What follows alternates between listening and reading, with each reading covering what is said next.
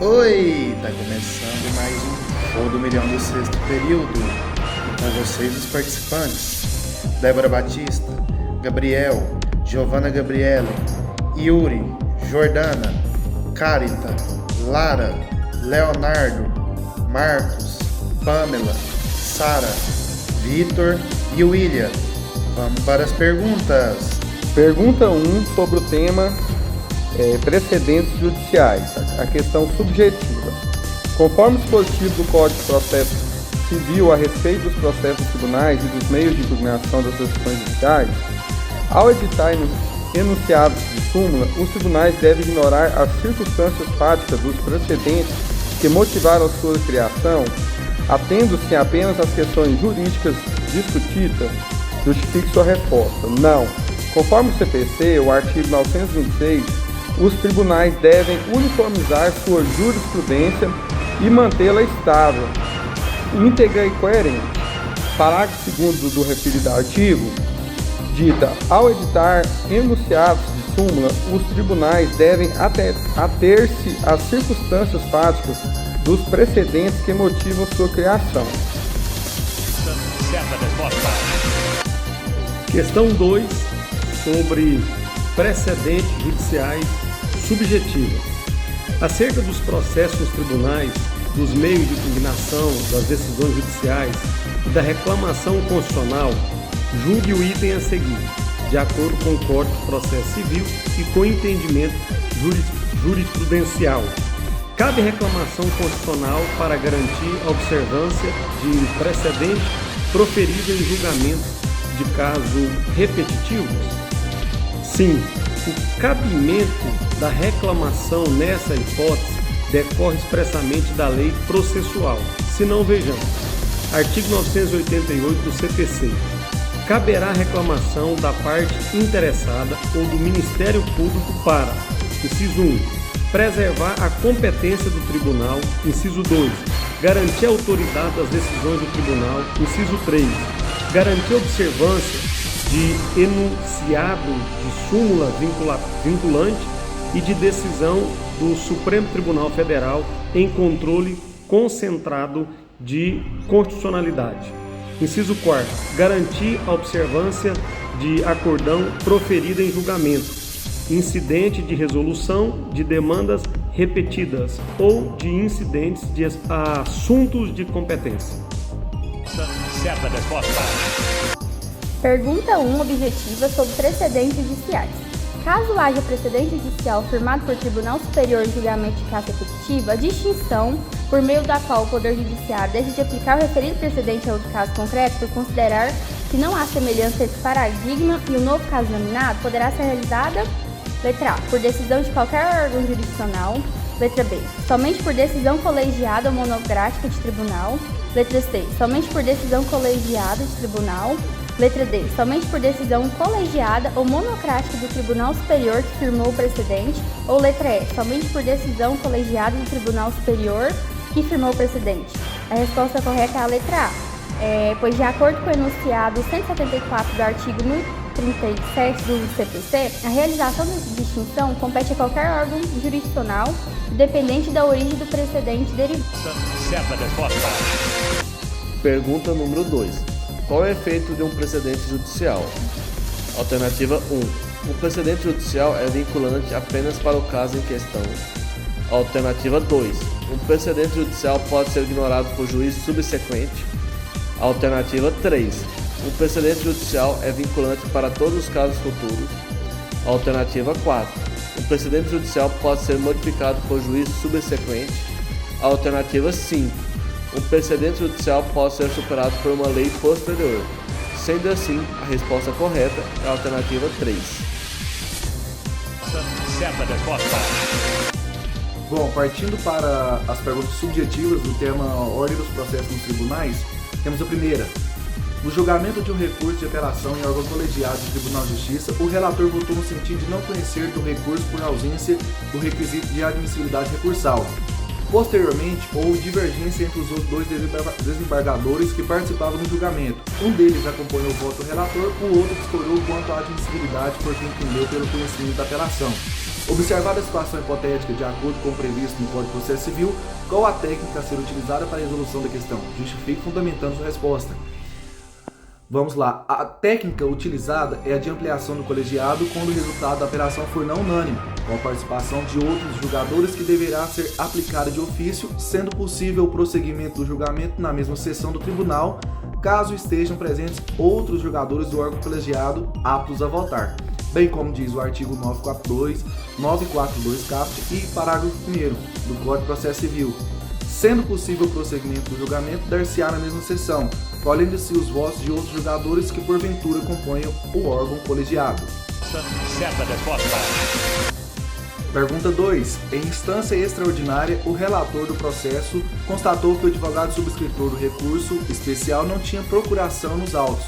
Considerando-se as disposições do Código de Processo Civil, qual o modus operandi do relator nessa situação hipotética? Justifique fundamentando sua resposta. Observação. A mera citação do artigo não será reconhecida como resposta nem acrescentará na pontuação. Resposta. O relator deve oportunizar a regularização da representação processual. Aplica-se então o parágrafo único do artigo 932 do Código de Processo Civil, que diz: parágrafo único. Antes de considerar inadmissível o recurso, o relator considerará o prazo de 5 dias ao recorrente para que seja sanado o vício ou completada a documentação exigível. Certa resposta. Qual a sequência típica dos processos nos tribunais, desde a apresentação da ação até a decisão final? Opção 1. Petição inicial, citação, contestação, réplica, audiências ou provas, conciliação ou mediação, sentença ou decisão ou recursos. Alternativa 2. Petição inicial, citação, réplica, contestação, audiências ou provas, conciliação ou mediação, sentença ou decisão ou recursos. Alternativa 3. Petição inicial, citação, contestação, réplica, conciliação ou mediação, audiências ou provas, sentença ou decisão e recursos. Alternativa 4. Petição inicial, citação, contestação, réplica, audiências e provas, sentença ou decisão e recursos. Alternativa 5. Petição inicial, citação, contestação, réplica, audiências ou provas, decisão e recursos, conciliação e mediação ou sentenças. A alternativa correta é a alternativa 3, que é petição inicial, citação, contestação, réplica, conciliação ou mediação, audiências ou provas, sentença ou decisão e recursos. Se justifica essa alternativa porque o primeiro documento inicial é a petição, começa com a apresentação ou uma queixa ao tribunal, onde o autor ele requer, ele alega o fato que ocorreu, né, que vai mover o processo. Depois vem a parte de citação, que é onde o tribunal ele notifica a parte adversária que ela tem o nome de réu sobre o processo e as alegações e dá o direito dele de ter a oportunidade de responder às alegações. A contestação é quando a parte que foi citada apresenta, né, uma resposta à petição que já foi enviada. Aí vem também a parte de réplica, onde ambas as partes têm a oportunidade de colher e debater evidências, provas, depoimentos de testemunha. Conciliação e mediação é antes da audiência, quando ambas as partes têm a oportunidade de mediar e de conciliar. Se não houver isso, vem a parte de audiência com o juiz e depois a sentença, que é quando após o juiz ouve todas as partes e emite uma decisão. E recursos é caso alguma das partes não entrem em acordo, aí pode ter uma apelação. Certa resposta. Assinale a opção correta sobre a ordem dos processos nos tribunais. 1. Os juízes e os tribunais deverão obedecer à ordem cronológica de conclusão para proferir sentença ou acordão.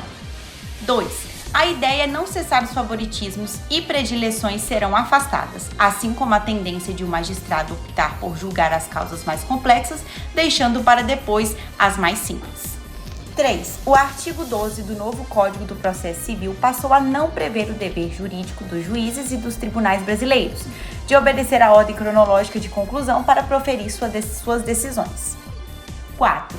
Julgamentos dos processos não precisam seguir e respeitar o princípio da cronologia.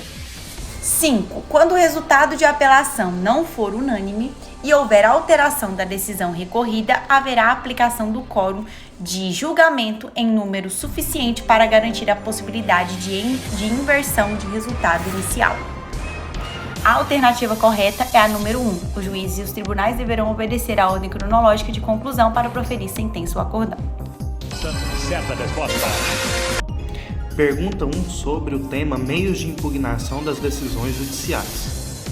Quais são os principais desafios que os advogados enfrentam ao escolher entre diferentes meios de impugnação das decisões judiciais e como esses desafios podem impactar o sucesso de um recurso?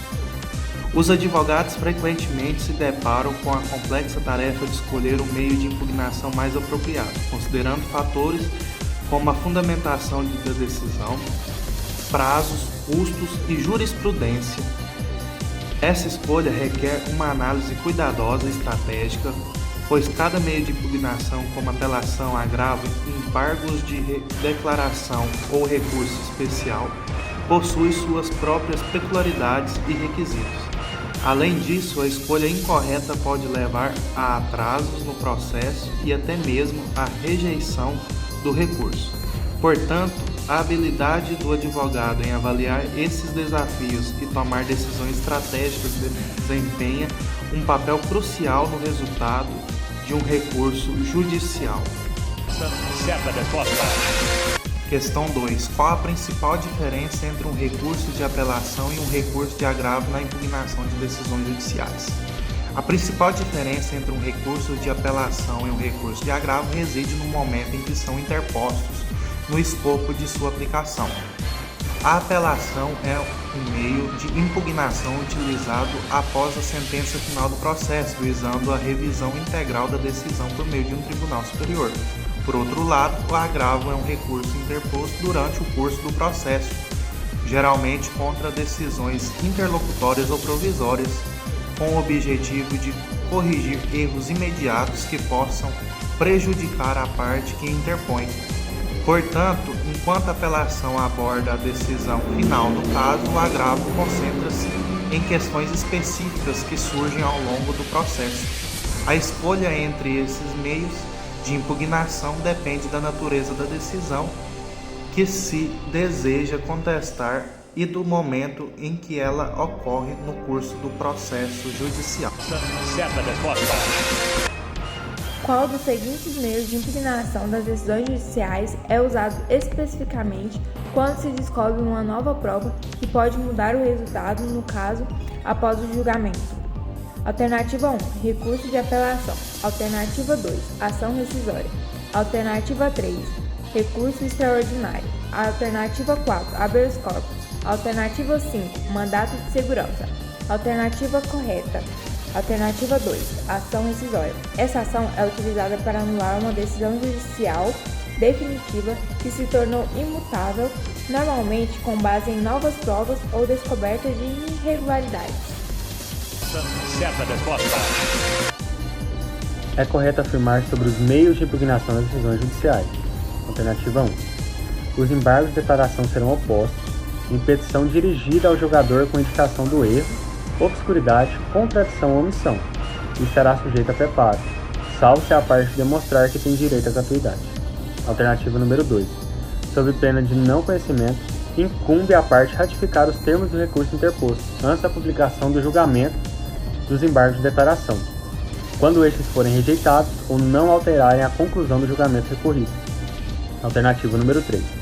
Nos tribunais, os embargos de declaração serão apresentados pelo relator em mesa na sessão subsequente à sua interposição. Proferindo o voto e não havendo julgamento nessa sessão, o recurso será incluído em pauta automaticamente. Alternativa número 4. O tribunal, em decisão fundamentada, condenará o embargante a pagar ao embargado multa não excedente a 2% sobre o valor atualizado da causa, na reiteração de embargos de declaração. Alternativa número 5. Os embargos de declaração interrompem o prazo para interposição de outros recursos, sendo vedado ao relator atribuir efeito suspensivo ao recurso aclaratório. A alternativa correta é a alternativa número 3. Certa resposta. Questão 2 sobre sucedâneos recursais. Os sucedâneos recursais, eles se encaixam na categoria das demandas autônomas de impugnação ou nas de recurso.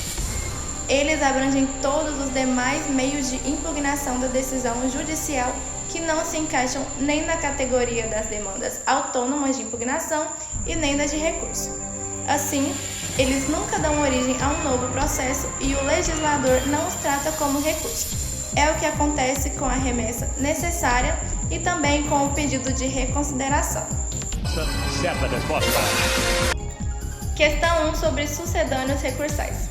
Onde devem ser utilizados os sucedâneos recursais? Cite 2 exemplos. Eles devem ser utilizados dentro do processo originário da decisão impugnada, tratando-se de um ônus para o interessado. Uma vez que não efetuada a impugnação, a decisão produzirá efeitos. Os 2 exemplos que nós temos é o pedido de reconsideração e o reexame necessário. Certa resposta.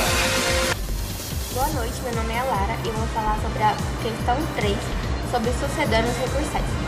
De acordo com o artigo 337 do processo civil, cabe ao réu alegar a perenção, litispendência, coisa julgada e a convenção de arbitragem antes da discussão do mérito de ação. Assinale a alternativa correta que corresponda corretamente à perenção. 1. A perenção é prevista no artigo 486 e ocorre quando o autor entra com a mesma ação e abandona 3 vezes. 2. Ocorre quando há 2 ou mais ações idênticas tramitando ao mesmo tempo. 3. O autor entra com a mesma ação e abandona pela 3ª vez, assim sendo, o autor pode repropor a mesma ação pela 4ª vez. 4. Quando há a tríplice identidade da ação, isto é, quando há 3 elementos da ação, partes, pedidos e causa de pedir são iguais. 5. O autor não pode repropor a mesma ação pela 4ª vez, ainda que tenha fatos novos, pois seria um abuso do direito da ação. A alternativa correta é a alternativa A, que corresponde à questão número 1 e à número 5. Certa resposta. Questão 4 sobre os sucedâneos recursais. É correto afirmar que é todo meio de impugnação de decisão judicial considerado recurso. Está incorreta, pois ele não é considerado recurso. São aqueles meios que se encontram taxados na sistemática processual como espécie de recurso. Também está incorreta, pois ele não é considerado uma espécie de recurso. É todo meio de impugnação de decisão judicial que nem é recurso, nem é ação de impugnação. Essa é a correta, pois ele não é considerado nem recurso, nem ação de impugnação. Trata-se de categoria que engloba todas as outras formas de impugnação de decisão. São exemplos a apelação, agravo de instrumento, pedido de reconsideração e agravo interno. Essa também está incorreta, pois o único que é considerado sucedâneo recursal é o pedido de reconsideração. Eles darão origem a um novo processo e o legislador os tratará como recurso. Também está incorreta, pois ele não dará origem a um novo processo e ele também não é considerado um recurso. Certa resposta.